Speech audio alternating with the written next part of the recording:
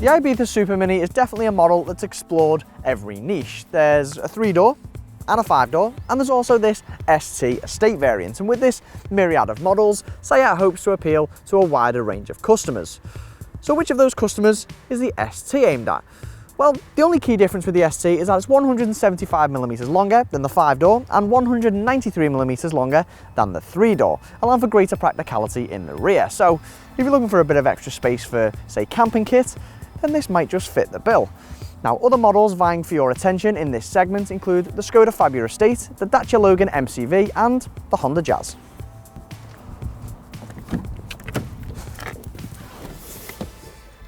Now, opinions tend to be split on the Ibiza's interior, which was massively revamped last year, with some people thinking its stripped back simplistic layout is spot on, but others think it's a bit bland, and I probably sit somewhere in the middle, as I love a car with a logical layout, but some of the plastics used are just a bit cheap, and this black border surrounding the infotainment screen just makes it look a bit aftermarket, even more so if you go for the smaller black and white 5-inch screen.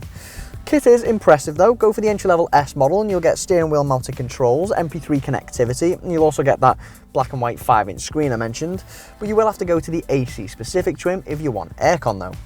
Now, if you're after this all singing, all dancing 6.5-inch colour touchscreen which has Bluetooth, sat-nav, Apple CarPlay and Android Auto, then you'll have to go up to the Connect trim, or you can specify it as an option, but that'll cost about £700.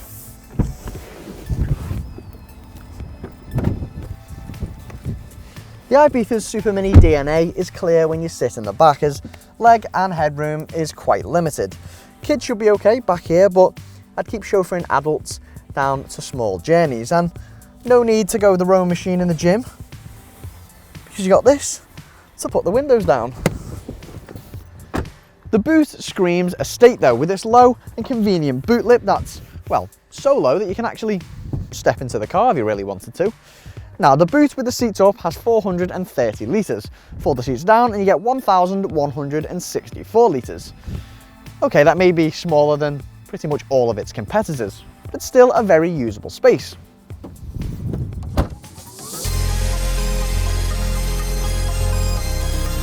So the Ibiza we're driving is a 94 brake horsepower, 1 litre 3-cylinder turbo petrol. And as that's the case, and this is an estate, the first question you've probably got is, can such a small engine actually shift it? Well, you'd be surprised how competent and responsive this little engine is. I mean, it's absolutely perfect for a little runaround. The second question you may have is it efficient? Well, around town we've been getting an average of around 50 miles per gallon, which is really impressive, and on the motorway you should easily get upwards of 60 miles per gallon. Sure, it's not the most efficient thing, you want one of the Ibiza diesels for that, but for a 3-cylinder turbo petrol, these are really strong figures. Everything about the way the Ibiza ST drives oozes ease of use, from its extremely light and yet responsive steering, and okay, we would like a 6th gear, but this 5-speed manual gearbox is perfectly adequate.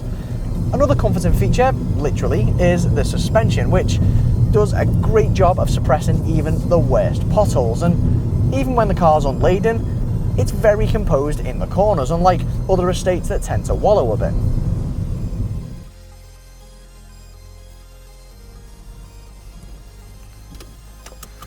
The Ibiza ST comes in at a rather reasonable £12,500, and the only competitor priced radically below that is the Dacia Logan MCV, which starts from £7,000, and you can watch that review by clicking here. So the Ibiza ST may not be particularly exciting to drive or lavish on the inside, but it's the type of car that will totally make sense to a certain buyer. I mean, it's stylish, it's affordable, and it's got a big boot. You can definitely see a family with a newborn or an old couple that frequently visits the beach with their dog buying one.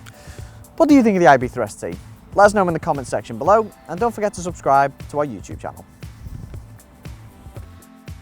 Click on the inquire button to find out more details about this car, or for any other models, visit carkeys.co.uk.